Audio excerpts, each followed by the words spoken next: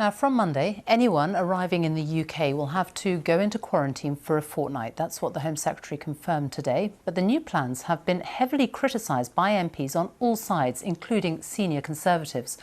Almost everyone will now have to self-isolate when they come to the UK. Priti Patel said that people in England could face a fine of up to £1,000 if they break the rules, or even face prosecution. She accepted the new policy would mean challenges for the tourism industry, but she said the measures were necessary to contain the virus and the country owed it to the thousands of people who have died. It comes as 359 more deaths have been recorded in the UK in the last 24 hours. The death toll now stands at 39,728. Here's our transport correspondent, Tom Burridge. The experience for people arriving into the UK is about to change. From Monday, almost everyone will be expected to self-isolate for 2 weeks. So what does it mean for holidays this summer?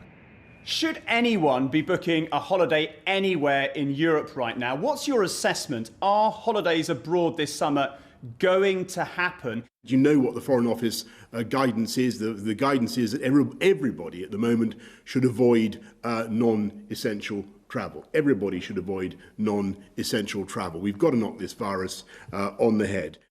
So how will the quarantine work? Well, when you book your ticket for a plane, train or ferry abroad, you'll have to provide an address in the UK where you'll self-isolate when you return. When home, you'll have to spend 2 weeks at that address. Government officials will carry out random checks to see if people are self-isolating. Anyone who breaks the rules might have to pay a £1,000 fine. Enforcement rules might differ in Scotland, Wales and Northern Ireland. Airlines say the quarantine adds uncertainty, and the boss of one of the world's biggest travel websites told me Brits are looking but not booking. We saw in UK a lot of searches of people, Britons that want to travel outside, but they are not booking like in the other country because they don't know what will happen when they have to come back. Tens of thousands of people travelled into the UK during the lockdown. The government insists the quarantine wouldn't have been effective at the height of the pandemic because any cases imported wouldn't have had any real impact on the overall prevalence of the virus. Labour and Conservative backbenchers disagree. Unfortunately, like too much of the Home Office handling of this crisis, the management of arrivals to the United Kingdom has lacked urgency and coherence. I'm afraid I simply cannot get my head around the public health mental gymnastics of this policy. If such a barrier was required, why was it not introduced earlier in the outbreak? Portugal wants Brits to travel there this summer and says it's negotiating with the UK so by July people might not have to self-isolate when they travel home. Tom Burridge, BBC News. Our chief political correspondent Vicky Young is in Westminster, and a lot of questions about whether this quarantine plan is actually enforceable. Yeah, I mean, many Conservative MPs I spoke to today are pretty perplexed about why this is going ahead. They're not sure that it is enforceable. They think the timing is illogical because the UK has more cases than most other European countries.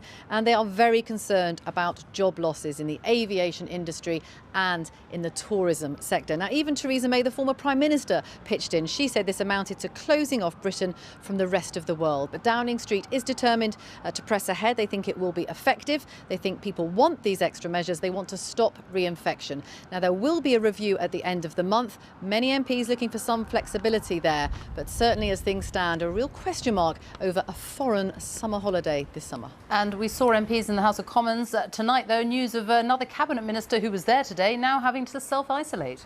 Yeah, that's right. This is the Business Secretary, Alok Sharma. Now, you can see him here in the House of Commons at the dispatch box. Clearly something not right. He is wiping sweat from his face throughout this speech. Now, a spokesman said that he started to feel unwell in the chamber.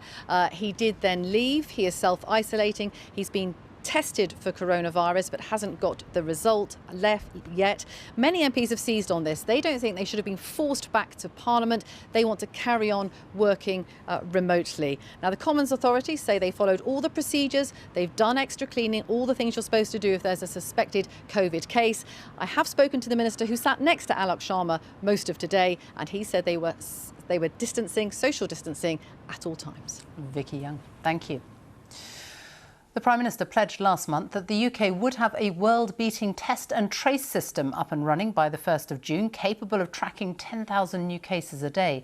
But the woman who's been put in charge of it told MPs today that she couldn't say what proportion of tests come back in 24 hours or how many people have been contact traced, because the scheme has only been up and running for 6 days and the data's not been validated. Here's our health editor, Hugh Pym. If you test positive, NHS Test and Trace will contact you to trace people you might have infected. With the government advertising the new tracing system in England, there's a continuing debate over whether it's actually working. Some contact tracers hired to call people who've met those who tested positive say they've had nothing to do since the launch last Thursday, including one who wanted to be anonymous, who spoke to the BBC's Victoria Derbyshire. It's frustrating to know that I am sat idle when there is people that need contacting. I can't understand why we haven't had any contacts. And the issue was raised at Prime Minister's questions. The Prime Minister promised that we will have a test, track and trace operation that will be world-beating. And yes, it will be in place by the 1st of June. But it isn't. As a result of our test, track and trace system, which was up and running on the 1st of June, as I said, Mr. Speaker, contrary to what he said, which was up and running, as a result of their efforts, thousands of people are now following our guidance. There were also heated parliamentary exchanges about testing for the virus, with a Commons Select Committee pressing the system's boss to tell them how many results came back within 24 hours. I don't think there's any citizen service of this scale that would launch and within 6 days share 24-hour turnaround data. The chair was not impressed. That just can't be right. That you're telling me you don't actually know how many tests come back within 24 hours and you're in charge of NHS Test and Trace. No, I have not had the data validated by the... So you've got data but it's not been validated? I have not had the data validated by the authority who has expressed concern over previous testing data. Rob, who's in a care home, had to wait 3 weeks for a result after one test was invalid because of a long delay and had to be repeated. It was negative, but a friend told me the experience had been upsetting. I just feel really angry because he hasn't got a voice. The home have been absolutely brilliant, but it's just the length of time waiting has been, really traumatic on him as a vulnerable person. The Prime Minister said by the end of June all test results will be back in 24 hours, but trials of a smartphone tracing app are continuing. Billed as a key part of the system, it may now not go live for several more weeks. Hugh Pym, BBC News.